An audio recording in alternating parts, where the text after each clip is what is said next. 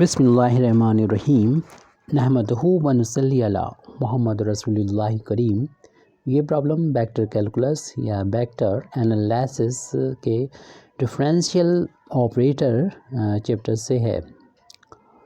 तो ये प्रॉब्लम है, what is the angle between the surfaces x square plus Y square plus Z square is equal to 9 and x square plus Y square minus z plus 3 bracket में is equal to 0 at 1, -1, 2।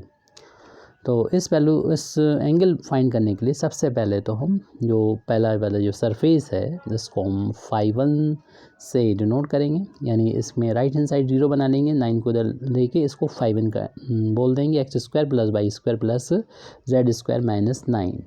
इसी तरीके से जो दूसरा हमें surface दे रखा है इसको हम φ2 से डिनोट कर देंगे। इसमें पहले से राइट हैंड साइड में 0 है तो पूरा लेफ्ट हैंड साइड लिख लेते हैं, x square plus Y square, bracket को भी ओपन कर देंगे तो माइनस जेड माइनस का 3 दोनों हो जाएंगे, क्योंकि ब्रैकेट से पहले माइनस का साइन ये लगा हुआ था। अब यहाँ पर हमें एंगल फाइंड करना है, तो सबसे पहले तो इन दोनों जो फंक्शन यहाँ पर हमने माने हैं उनके ग्रेडियंट फाइंड करना होंगे, यानी डेल φ1 की वैल्यू यानी ग्रेड φ1 की वैल्यू को फाइंड करना होगी। आपको मालूम है डेल की जो वैल्यू होती है, डेल एक वेक्टर ऑपरेटर होता है जिसकी वैल्यू होती है I cap del over del X plus का J cap del over del Y plus के cap del over del Z.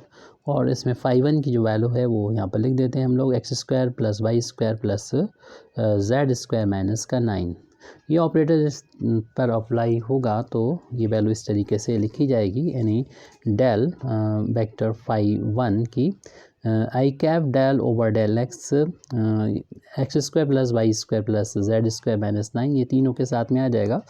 अगले जो हम φ2 के लिए फाइंड करेंगे तो इसको हम डायरेक्ट कर देंगे, ये cap del over del y, और आप इसको भी डायरेक्ट कर सकते हैं, x square plus Y square plus का जेड स्क्वायर माइनस 9। इसको समझने के लिए हमने बहुत डिटेल में कर दिया है, प्लस के cap del over del z x square plus Y square plus Z square minus 9। तो इसमें पार्शियल डिफरेंशिएशन एक्स के रिस्पेक्ट में इस फंक्शन का करना है, इसी तरीके से वाई के रिस्पेक्ट में करना होगा। ये सब पार्शियल डिफरेंशिएशन है, और पार्शियल डिफरेंशिएशन जैसे एक्स के लिए करेंगे तो वाई और जेड कांस्टेंट रहेंगे और एक्स ही वेरिएबल होगा, यहाँ पर वाई वेरिएबल होगा, यहाँ पर जेड वेरिएबल होगा। तो अगले स्टेप में इसको हमें करना है, फंक्शन हमारा सेम है तीनों में, इसलिए डायरेक्ट कर देते हैं। ध्यान रखिएगा ये फर्स्ट का जो 2x आ जाएगा बाकी 0 हो जाएंगे, ऐसे यहाँ पर 2y हो जाएगा बाकी सब 0 हो जाएंगे, तो इसको डायरेक्ट लिख देंगे, पीछे आप देख लीजिएगा।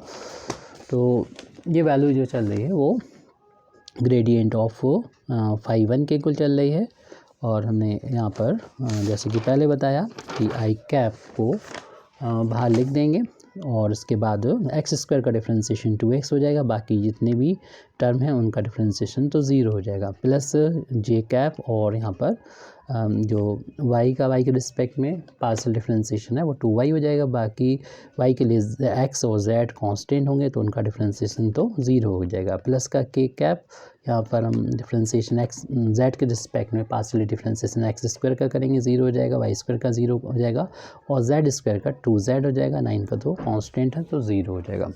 तो इस तरीके से हमें डेल वेक्टर φ1 की वैल्यू मिल चुकी है, 2x आई कैप, 2y को भी इसी तरीके से हम पहले लिख देंगे, जे कैप प्लस का 2z के कैप, ये हमें डेल φ1 की वैल्यू मिल चुकी है, इसको हमने यहाँ पर नोट कर दिया है। इसी तरीके से हम डेल φ2 की वैल्यू भी फाइंड करेंगे, थोड़ा सा इसमें डायरेक्ट कर देंगे, डेल φ2 डेल की जो वैल्यू होती है डेल ऑपरेटर की, I cap del over del X plus का J cap del over del Y plus के cap del over del Z, और ये φ2 है उसकी वैल्यू को यहाँ पर हम जो दी है उसको लिख लेते हैं, एक्स स्क्वायर प्लस का वाई स्क्वायर और माइनस जेड माइनस का 3 था, तो इसे हम थोड़ा सा डायरेक्ट करेंगे, यानी आई कैप, और ये एक्स के रिस्पेक्ट में जब इसको डिफरेंशिएशन करेंगे तो ये 2x आ जाएगा, बाकी के इन टर्म्स का डिफरेंशिएशन तो 0 आ जाएगा, इसे लिखने की भी ज़रूरत नहीं, प्लस जे कैप, ऐसे ही यहाँ पर y के रिस्पेक्ट में करेंगे तो ये 2y हो जाएगा, और z के रिस्पेक्ट में करेंगे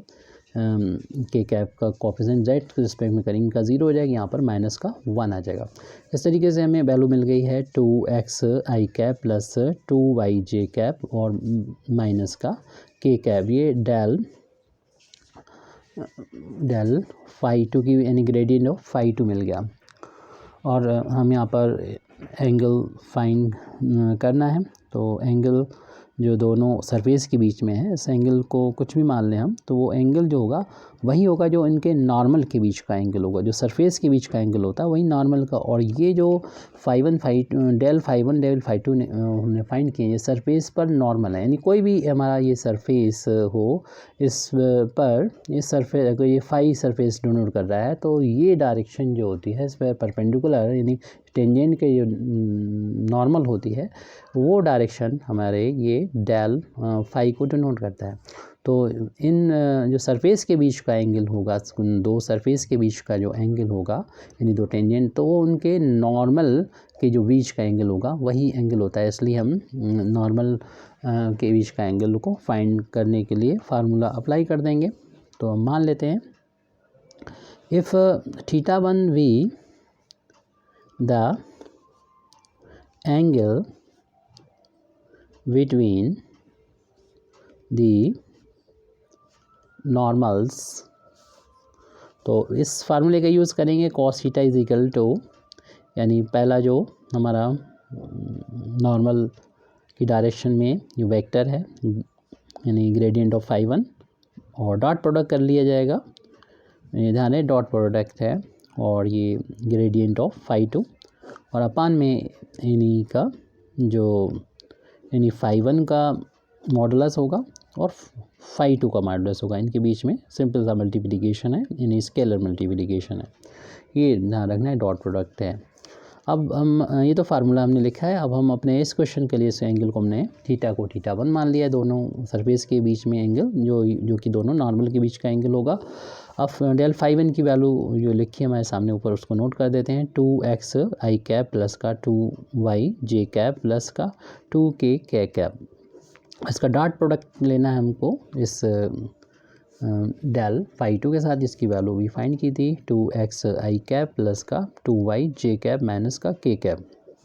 अपान में AC वेक्टर का हमें मॉडुलस निकालना है। मॉडुलस निकाला जाता है स्क्वायर रूट आई के जो कोफिशिएंट होता है उसका स्क्वायर प्लस जे के कोफिशिएंट का स्क्वायर प्लस के का कोफिशिएंट।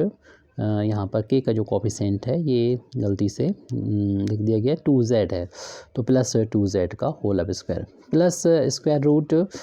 ऐसे यहाँ पर ये वैल्यू पीछे देख लीजिएगा। यहाँ पर इस वेक्टर का जो मॉडुलस निकालेंगे तो आई का कोफिशिएंट का स्क्वायर प्लस जे के कोफिशिएंट का स्क्वायर प्लस के का कोफिशिएंट, जो कि आई का कोफिशिएंट, जे के का कोफिशिएंट माइनस का नहीं लिखा तो 1 होगा, माइनस के 1 का स्क्वायर। तो डॉट प्रोडक्ट आपको मालूम है दो वेक्टर के बीच में कैसे किया जाता है। तो आई का जो कोफिशिएंट होता है उसको आई के कोफिशिएंट में मल्टीप्लाई कर देते हैं। 2x का 2x में इंटू करेंगे तो आ जाएगा 4x स्क्वायर। इसी तरीके से y के कोफिशिएंट का y के कोफिशिएंट में इंटू करेंगे तो 4y स्क्वायर हो जाएगा, और इस तरीके इस 2z का -1 में इंटू करेंगे तो माइनस का 2z हो जाएगा। अपान में इसका स्क्वायर करेंगे 2 का स्क्वायर 4x का स्क्वायर x से 4x स्क्वायर, ऐसे ही 4y स्क्वायर और 4z स्क्वायर।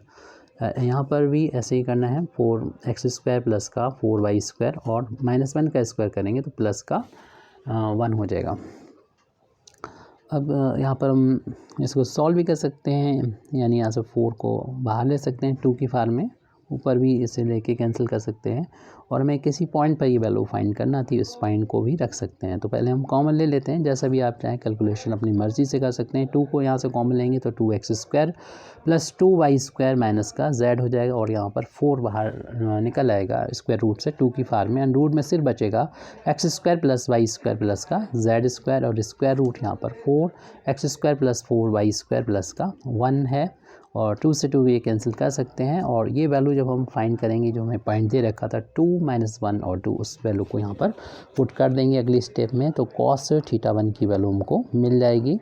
यानी हमें x की वैल्यू रखना थी 2 रखनी थी, उसका स्क्वायर है, प्लस फिर हमको y की वैल्यू भी रखना है, उसकी वैल्यू है -1, उसका स्क्वायर है, माइनस z की वैल्यू जो कि 2 के बराबर दे रखी, तो वो हमने यहाँ पर नोट कर लिया न्यूमरेटर में। डिनोमिनेटर में भी यही करना है, ये स्क्वायर रूट है, x की वैल्यू 2 है, 2 का स्क्वायर करना है, फिर y की वैल्यू -1 है, इसका स्क्वायर करना है, z की वैल्यू जो कि 2 है, इसका स्क्वायर करना है। फिर नेक्स्ट में अगला स्क्वायर रूट ये है, उसमें भी x की वैल्यू में रखनी है जो कि 2 है, इसका स्क्वायर प्लस y की वैल्यू रखनी है, वो -1 है, -1 का स्क्वायर, और यहाँ पर z है नहीं तो उसकी वैल्यू नहीं रखनी है, यानी 1 था वो लिख दिया यहाँ पर। इसका कैलकुलेशन करना है, जो भी वैल्यू आ जाए वो आपका आंसर होगा। लेकिन हमें थीटा की वैल्यू फाइंड करना है, तो cos θ1 इज इक्वल टू, तो ये हो जाएगा 4 हो जाएगा, 4 2 का इंटू करेंगे 8 हो जाएगा, तो 8 हुआ प्लस, और यहाँ पर -1 का स्क्वायर +1 हो जाएगा, और 2 का इंटू करेंगे तो ये आ जाएगा 2, और फिर माइनस का 2 बाद में लिखा हुआ हमारा, और अपान में स्क्वायर रूट में चल रहा है, 2 का स्क्वायर 4 प्लस -1 का स्क्वायर 1 आ जाएगा, और प्लस फिर 2 का स्क्वायर है जो कि 4 आ जाएगी। पहले स्क्वायर रूट के अंदर है। दूसरा जो स्क्वायर रूट है उसमें आप देखिए 2 का स्क्वायर 4 हो गया, 4 का 4 में इंटू करेंगे तो ये 16 हो जाएगा, और प्लस -1 का स्क्वायर तो +1 हो गया, और जिसमें 4 के साथ में इंटू करेंगे तो ये 4 हो जाएगा, और +1 लिख दिया। 1 जो था उसमें टर्म देख लीजिएगा, ये 2 प्लस माइनस कैंसिल हो जाता है। cos θ1 की वैल्यू हो गई 8, तो हमें न्यूमरेटर में मिल चुका है। डिनोमिनेटर में देखें कितना होता है, ये हमारा 9 हो गया, स्क्वायर रूट 9 हो गया पहले वाले में, और इन दोनों को ऐड करेंगे ये 21 हो जाएगा, और 9 का स्क्वायर रूट 3 होता है। इस तरीके से cos θ1 की वैल्यू मिल गई 8/3, √21 को बाहर नहीं लिख सकते। θ1 की वैल्यू फाइंड करना है तो cos को हम राइट हैंड साइड में ले जाएंगे, cos इनवर्स में कन्वर्ट हो जाएगा ये वैल्यू, और ये 8/3 √21, यानी हमें दो सरफेस के बीच का एंगल हमें मिल चुका है, cos इनवर्स 8/3 स्क्वायर रूट 21। ये हमारा आंसर है। Thank you very much Indeed for listening me. व आखिर दावाना अल्हम्दुलिल्लाहि रब्बिल आलमीन।